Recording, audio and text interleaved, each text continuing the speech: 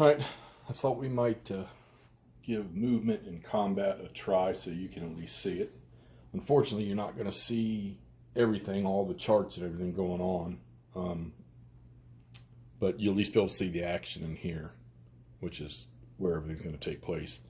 So the Confederates have the initiative. Already did the bid. It was 3-2, so the Confederates could have used 3 operational points. Probably not going to move Johnston's force, which is right here, but we'll want to try to get, hopefully, Hardee back over there with him, because there's going to be a big fight right there. Could step out with Johnston and hit that force, but then I put him out of position. Couldn't get him to entrench or anything because there's no. I needed to build had to build the Confederate construction supervisors or something like that. And this being a 4-turn scenario, probably really, you would be building farther south down the rail line somewhere, I'm sure. And there are forces that are going to come in sitting off over to the side there for the Confederates. So they don't get any reinforcements or replacements. They can recruit, but these 2 units are south of the 63 hex row, so they can't do any recruiting. Plus, they're not in towns or cities. So first thing we probably need to do, well, you got to check supply. You can't see it, but just down the railroad track here, there is a depot, and these guys are both within 14 movement points of that depot, so they're fully supplied. Plus, Johnston has his own little thing right there if he needs to. Can't see their supply points or admin points on the chart, but they're all fine. So I guess the first thing we'll do is we'll move Hardee here. So Hardee has a movement rating of 4. All right. Like I said, you probably won't be able to see the chart, but they're using 3 operational points. So the chart they're going to use is this one here. All right. And they'll be using this column right here. Modifiers.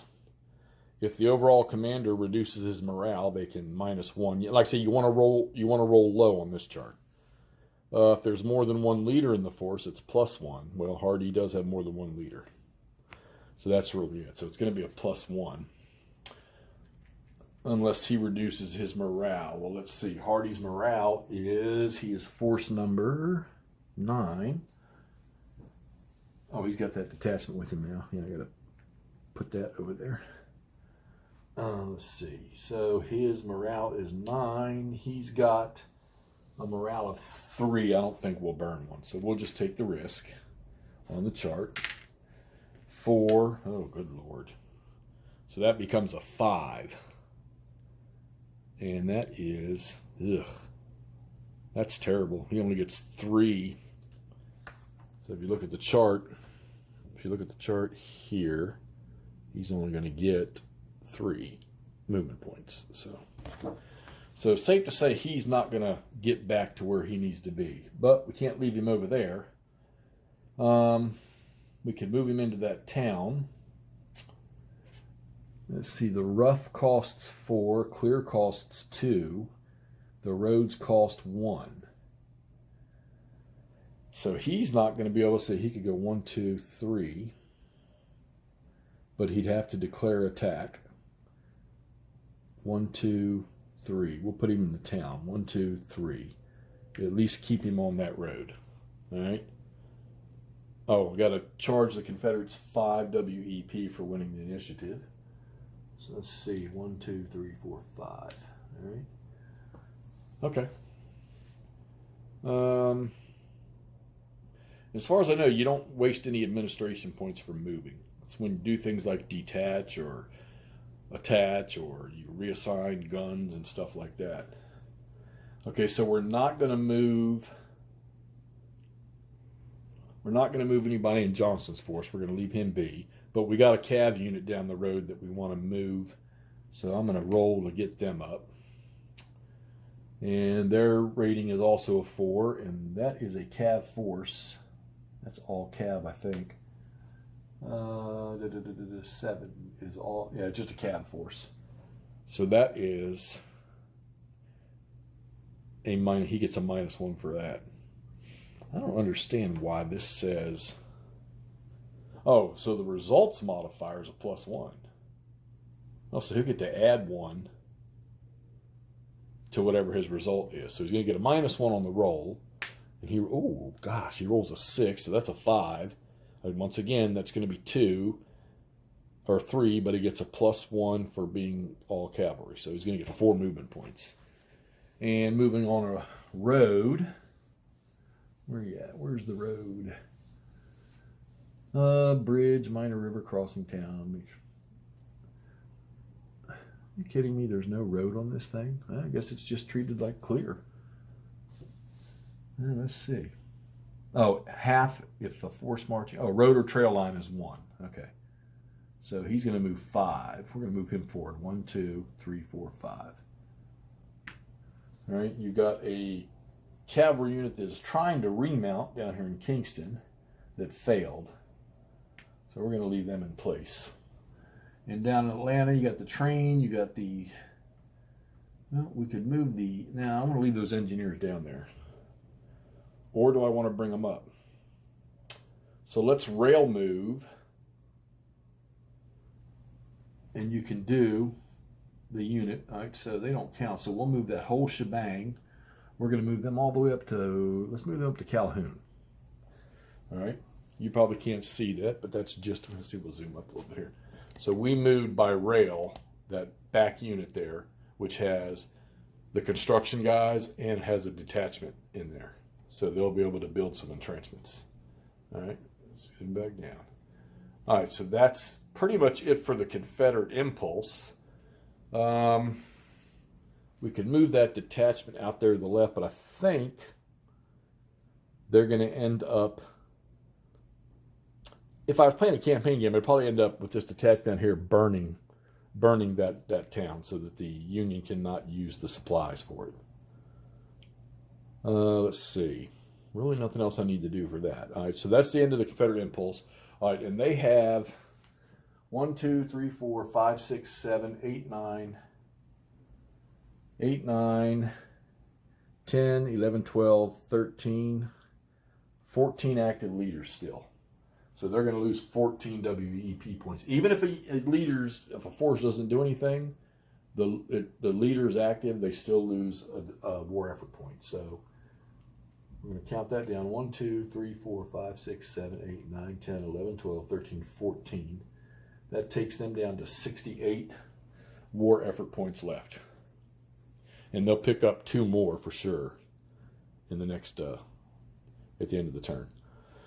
All right, so Union impulse. Well, this is pretty much a no-brainer. We know what we're going to do. So we're going to attack Johnston. All right, so let's move Sherman in there first. Now, the first thing I do is check supply. And they are all 1, 2, 3, 4, 5, 6, 7, 8, 9. 1, 2, 3, 4, 5, 6, 7, 8, 9, 10, 11, 12, 13, 14. He's in supply. All right, 1, 2, 3, 4, 5, 6, 7, 8, 9, 10, 11, 12, 13. All right, so they're going to be good. All right, so let's move. So Sherman is a 4, and they are using 2 points. So they're on the second table. And let's see, what does he get? Overall commander, no, we don't want to do that. Forces cavalry corps, nope. He's got more than 1 leader in the force, so that's going to be a +1. Let's see. So that's going to be 2. He's going to roll a 3. And he is a 4 movement rating. So that is an 8. So he gets to move 8. Well, that's not going to be a problem. So he's going to move 1 hex into here. And he's going to declare an attack. So declare an attack. You use his admin rating when you declare an attack. Always keep the rules handy until I master this one. Okay, so the player declares what force is attacking and which adjacent hex he wishes to attack. Declaring an attack requires an order issued by the overall commander. So he is going to, I think he's number 12. Let me see. Yeah, so he's got to lose an order. Where's he at? And he's got 5 of them, so he'll take 1 down. That leaves him with 4. All right, and he does. Issued by the overall commander of each attacking formation. All right. Declaring attacks requires an order issued by the overall commander of each attacking formation. Okay. So he is attacking. And number 1 is attacking. And number 9 is attacking. All right, so number 1 takes a point down. And number 9 takes a point down. Okay. All right, so to declare his attack, where's that? Oh, player then rolls the die and compares. Okay, so the primitive battle rating of the overall commander of the force declaring the attack. Okay, so he is a 5. All right, and he rolls a 4. So that attack is good. So you go over here, get you an attack marker, and you put that on there. All right, so we know he's going to attack. All right, so now let's move this guy. We want to get him in there. And he's got a 4 also on that table. So he'll roll. And he's going to get the same thing, the +1. So he rolls 2, that's a 3. So he's also going to get 8, but he's only moving 1 hex. So he'll move in. We don't want to get him behind that river, so let's get him over here. All right. And now let's roll him for the battle. All right. So he's got a 4 battle rating because we're going to declare the attack. Oh, we roll a 6. Ooh. So he failed. He will not be part of the attack. So let's see. If the die rolls, okay. Fails the attack and the force is immediately retreated 1 hex, it must suffer a step loss from one of the combat units in it, and the overall commander of the force suffers an immediate loss of 1 morale level. So he's got to retreat because he failed he rolled a 6 against his battle rating of 4. He rolled a 6. So he's got to retreat 1 hex, and one of the units has to take a step loss. So either out of 3 or 6. He doesn't have anything in 3 but a cav unit. So in 6, he goes over here.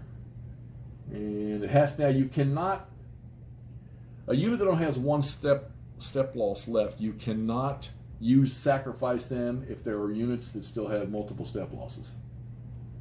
So he's going to take one of these 5s and reduce him. So this commander here, which is part of that bottom formation there, he has that reduced guy, and then he has 2 of these. So he'll reduce 1 of these. I know that's a victory point for the Confederates. We'll move that up. Where's that at? Right there. So now they got 2 victory points. And that leader takes a morale hit. So he's down. His morale's down to 2.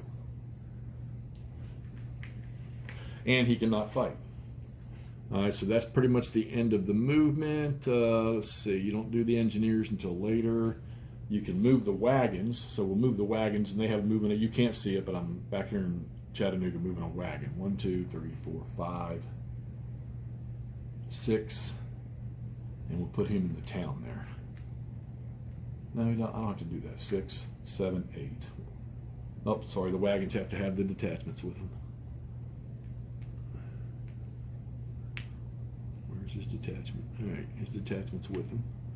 And we'll move this wagon over here with the detachment. The depots don't have to have them. The wagons don't have to have them, but it's better they do because they don't have any defense like a depot does. 1, 2, 3, 4, 5, 6, 7, 8. All right, we're going to start getting these wagons down here so that when Sherman and these boys move on, they can do their link.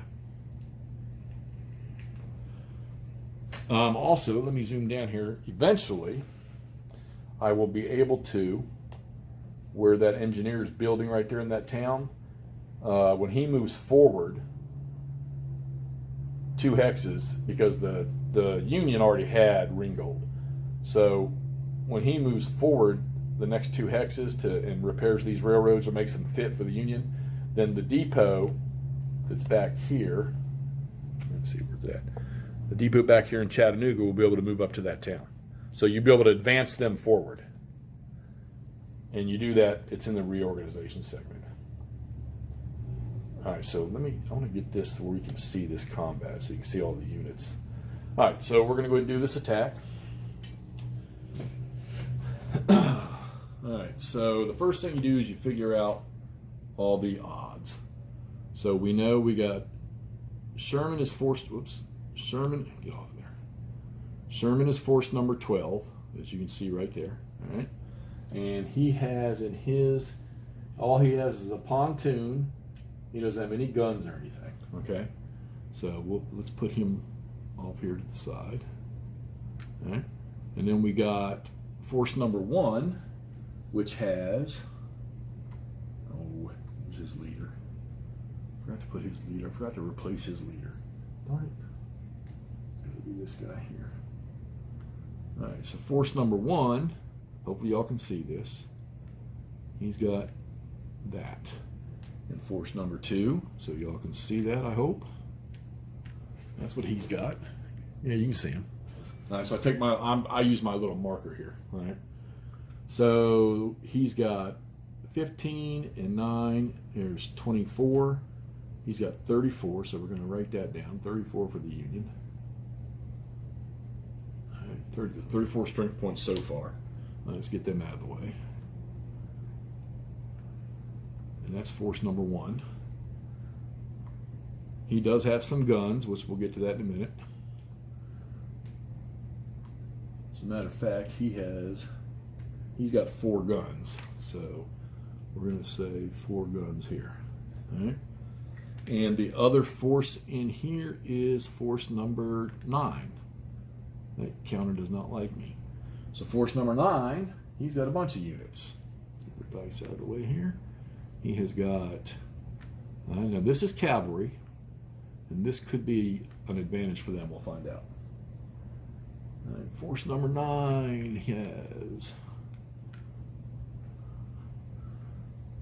And you don't necessarily have to attack with all these things if you don't want to. All right, so he's got 6 and 18, 24 and 10, 34. 34 and 13, that's 47, and 10, that's 57. Added to that 34, so that's going to be 91 points. That's a lot. All right, 91 strength points. Does he have any guns? He does. He has 4 guns. So we got 4 more guns. All right. Now we're not using the guns yet. We got to remember he's got 6 cavalry. All right. So we're going to write that down just to keep it in mind. We got 6 cav. All right. That cavalry number is important because you get cavalry superiority or inferiority. All right, so let's get these out of the way. Put them back over here where they belong on the chart.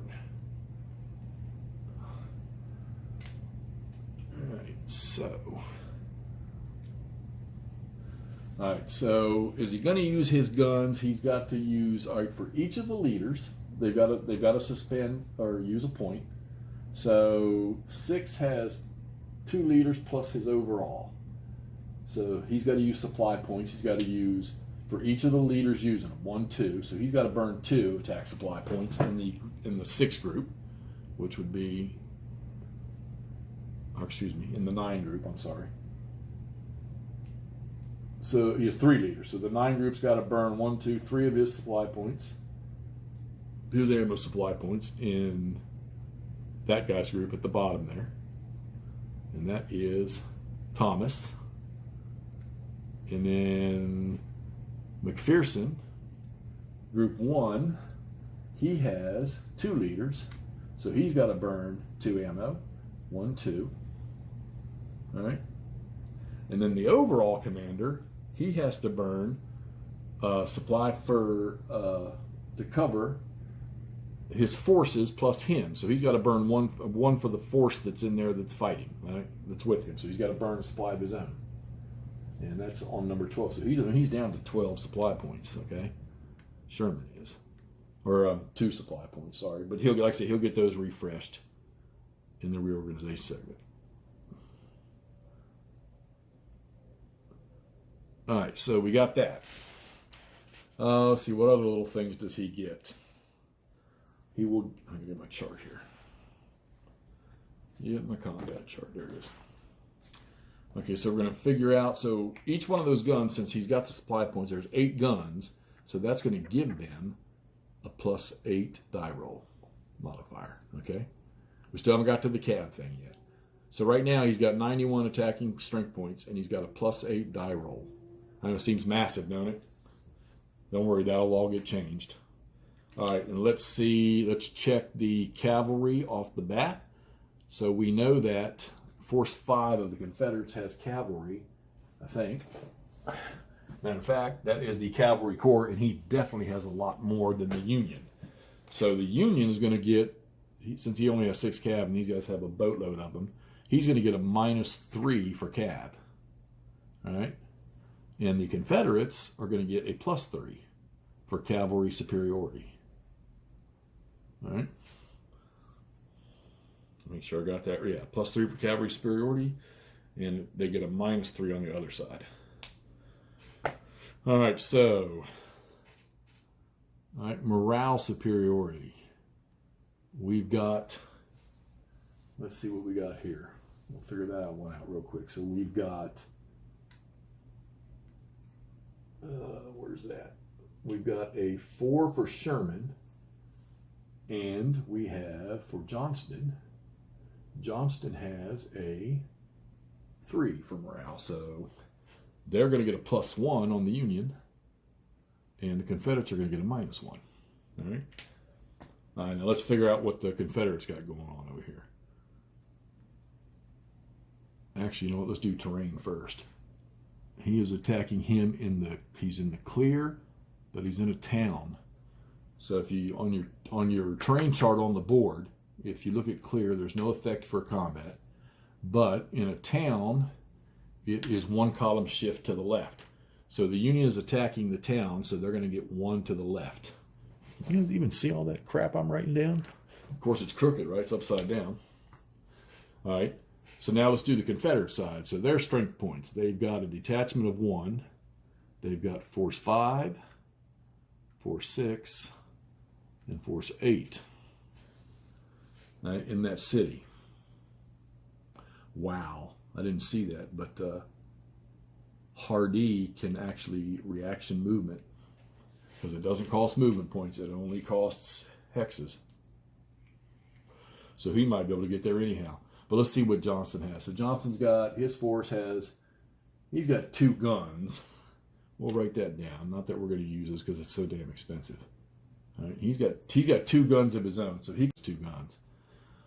Force number 5 has, it's all cavalry, and they've got a gun. But Force 5 has 2, 5, 6, 7, 8. They have 8, 9, 10, 11, 12. All right, so they have 12 in Force 5. And what's the other one? Force 6. So we got 12. And 8's 20. 25 and 7 is 32. 32 and 3 is 35, and 4, 39, and 5 is 44. 44 and 7 is 51, and 4 is 55, and 5 is 60. So they got 60. Now, like I say, there's no odds ratio in this game, but your combat strength is what picks your table for you, and they use that force, you know, the amount of attacking force you have to determine on your die roll how many casualties you can create. All right, so that's 60. But the first thing we're going to do is, since it's when you leave the movement segment, is you go into the flip the thing here, into the combat sequence. It's called battle development sequence. The first thing you do is to do a reaction movement. If an active leader is within his printed movement rating converted into a measurement in hexes from a friendly force under attack. All right, so he's 4. 1, 2, 3, 4. Okay, he's 4 hexes away. All right, so he can attempt to react to that combat. All right. So what we'll do is, sure would be nice to get all his forces in there. So let's attempt to react, because he was part of Johnston's, he was one of Johnston's subordinates anyhow. You see, where's he at? Johnston's a 3, so he's only got 2 in there. All right, so he can pull him in too. And you notice that Hardy and who's this? Polk? No, Hood. They're both. Hood's got terrible rating. Great battle rating, but he's got a terrible administrative rating. But Hood and Hardy are both 3-star officers. So what you do is you do a roll against the movement rating of the reaction force. So his is a 4, okay? And what you do is you roll the dice, rolls a 2, so he successfully reacts. So he will move in there. Now he'll provide his strength, okay? And that's force 9, and he's got quite a bit. So you've got, and then of course you'll have the Johnston, in order to soak him up, he's going to have to spend a point. So Johnston spends an admin point. So he's down to only 2. I'm doing this all on the charts over there, so like I say, you won't be able to see all that, but I'm trying to tell you as I go here. All right, so this force here, number 9, they're going to add their strength. So there's 3, 7, 5 is 12, 5 is 17, and 5 is 22. All right. 22, 3, 25, 4, 29, 34, 39. All right, so 39 and 7's 46. 46 and 8's 54. 54 and 6 is 60. And 5 is 65. Okay, 65 more points. Jeez. So now that gives them 125 points in there. So the Confederates now have some numbers. All right, they got 125. So, luck of the draw. They failed. So he's attacking on his own. And the Confederates were able to get a reaction force back in there. So strength-wise, they have the numbers. So we'll put all this back together. We already know that they have cavalry superiority. Okay. And this unit he was soaked up. I don't know why he's still there. So put him back in Dalton. Now, by numbers, it looks like it ought to be a Confederate victory right off the bat, huh? Not yet. Not yet. Okay, so guns. So he's got Force 6 has 1 gun, and the cavalry has 1 gun. And so their leaders would have to spend a point for each of his leaders, a supply point, so they'll spend 2. He's got 3 leaders, 1, 2, 3. He'll spend that, and then he spends 1 for himself, each one of them. And then the overall commander, which is Johnston, he's got to spend a supply point in order to use those guns. So the Confederates have they have 2 guns in the fight. Oh, wait a minute. Does Johnson have? Oh, Johnson has 2 guns, so they have 4 guns. Okay, so he's got to use 2 more. So they have 4 guns in the fight. So they're going to get a +4 for artillery. Okay? All right. Now, are they going to get any shifts? So the attacking force is in rough terrain. No, he's not. He's in clear terrain. So nope, they're not going to lose any columns. All right, so there you have it. So you've got the Union is going to attack with a strength of 91. They've got a +9 and a -3, so they're going to get a +6 die roll, okay, on their die roll. But it's going to be a 1-column shift to the left, which is not good for them, all right? The Confederates got 125 strength.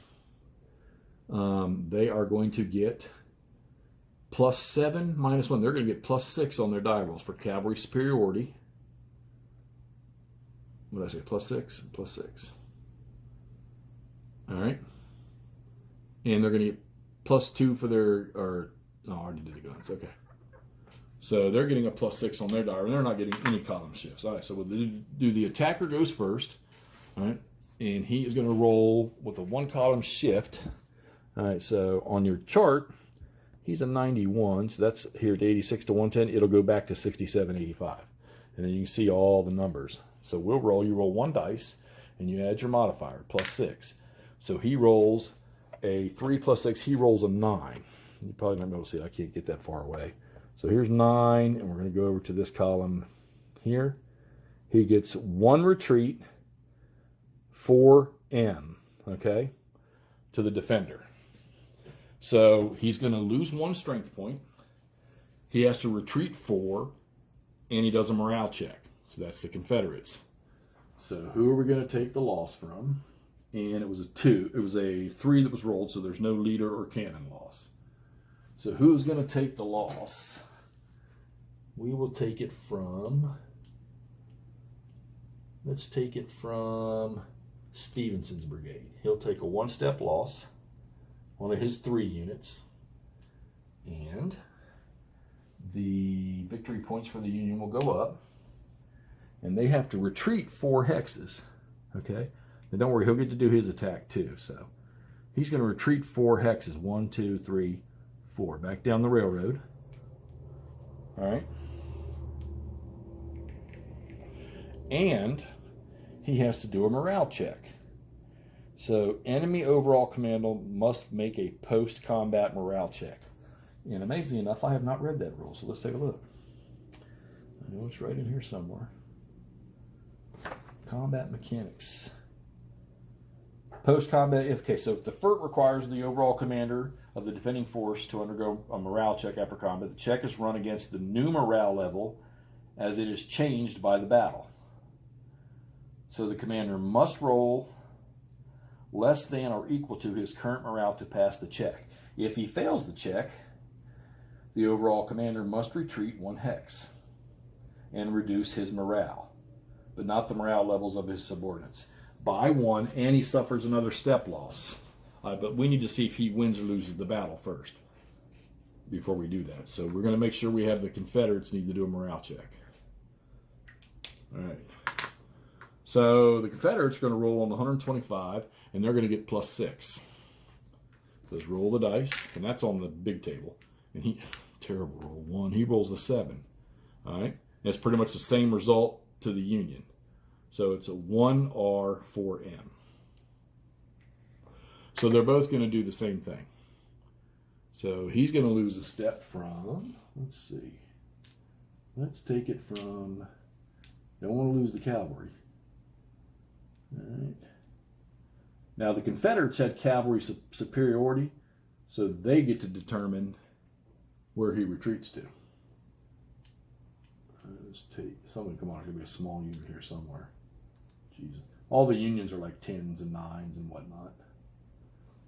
Make sure I'm not using the wrong force.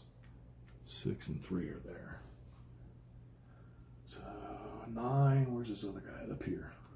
All right, so let's take one of these 5s and reduce him down to a 2. All right, so the Confederates get a victory point. Now, nobody lost. They both took the same results, and they both retreated. So after each battle, the side that inflicted more step losses on the opponent than it suffered gets to raise their morale. However, step losses inflicted on an opponent force as a result of its failing a morale check do not count towards step loss inflicted in battle purposes of raising a side's morale level. Okay, so nobody's going to lose anything for morale levels for the battle because nobody won. All right, so he's got to retreat 4, and the Confederates get to do it. Well, you're not going to chase him away from his supply point, but they should. You got to move him backwards.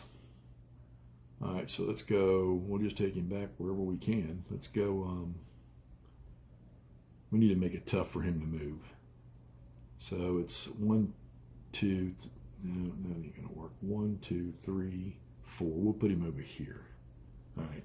And he took a step, so he's got to do a morale check. Let me clean this mess up here. All right, so he went back 1, 2, 3, 4. So he's sitting back here. All right, so he's got to do a morale check, and that is, Johnston has a terrible, sorry. Johnston's morale rating is a 3. All right, so he's going to roll. All right, he's good. He made it. Nothing happened. All right, and Sherman, his morale is a 4. All right, and he survived. So no more penalty, no step losses, and no more retreat for anybody. Nobody won the battle, and that's your combat. It's like I say, it's just determining everything is the difficulty. Just getting all those things together, all the numbers, the die rolls, the shifts. And it's really not. Once you get familiar with it, I mean, I've only had two. This is my third battle now. Or, yeah, my third battle. So it's really not that tough. You just got to figure out all those odds and everything. All right, so that would end the impulse for the Union. And he has, I think, let's see, 1, 2, 3, 4, 5, 6, 7,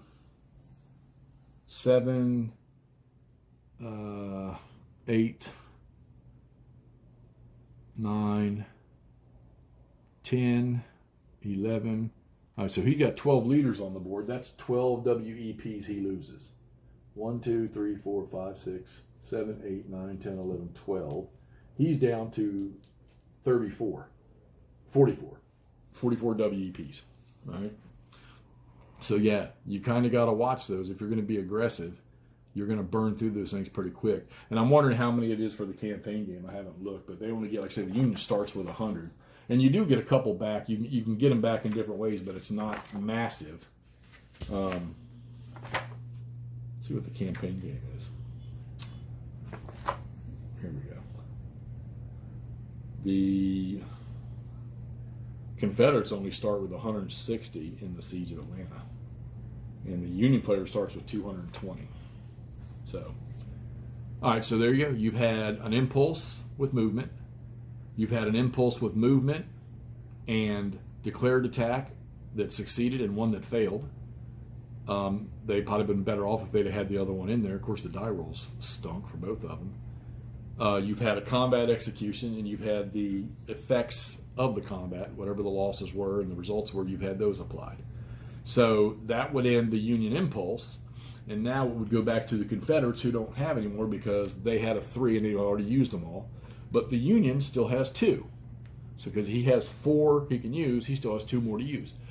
So now the Union player would execute another impulse using 2 operational points, or he could use 1 and then do another one with 1, but that really doesn't make any sense. So he would probably get after it again on this turn. So we'll go ahead, since we've already done that, Confederates aren't going to move again, they can't. So we'll go ahead and do the movement part, if you can still see those guys. Let's see. We can't quite see Sherman. Let's zoom out just a little bit, if we can. Oh, come on. Go the other way. All right, so there's Sherman. There's Sherman down here. So let's go ahead and we'll do the movement again. This time they're going to be moving on the 2 chart. So we'll roll. Oh, check supply. We know they're all in supply. They were all in supply at the moment of combat too, because I know where these things are. But now you've got these supply wagons. So that's going to help. And those points that are in there, you can actually end up using those to help with general supply.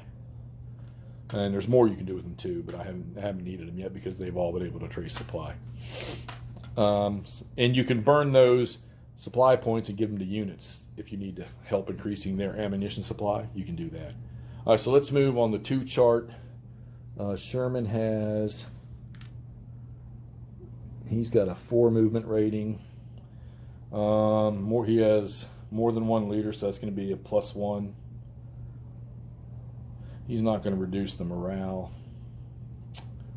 All right, so he'll get a +1. Oh, God. He rolls a 5, which becomes a 6. He only gets 2 movement points, so he ain't going very far. And since he's over here, he's got to cross that minor river, and that's +2. You can always move 1, so we'll just move 1, all right? And then we'll do this guy over here. Same situation. All right. Oh, my God. He rolls a 7. He gets 1 movement point. That stinks. He ain't going very far. Going right down that railroad. He can't even get into Dalton. Ain't that something? Now, here's the worst part about this. Do we want to move? So 1, 2, 3, 4, 5, 6, 7, 8. So that'd be 14. He's not in a town, so we need 1, 2, 3, 4, 5, 6, 7, 8, 9, 10, 11, 12, 13. If he goes to Dalton, soon, 1, 2, 3, 4. So we'll get him up here behind them. The depot is going to be moving up to here before long. But I don't want to get that supply wagon out in front of the force here. So we'll move that supply wagon up 1. Now, your supply wagons, doesn't matter what everybody else does, they have a movement of 8, period. Okay? All right, so that is the end of that turn. And we know that the Union has, what do we say, 12 liters? 14 liters? 3, 4, 5, 6, 7, 7, 8, 9, 10, 11, 12. So he had 12 liters at the end of the impulse, so he's got to burn 12 more points. 1, 2, 3, 4, 5, 6, 7, 8, 9, 10, 11, 12. So he's down to 32 points. They go pretty quick. So, but since this is only a 4-turn game, it's use them because you're trying to drive to Resaca. So they've got 2 turns left with 30-some points. They'll get a couple back this turn.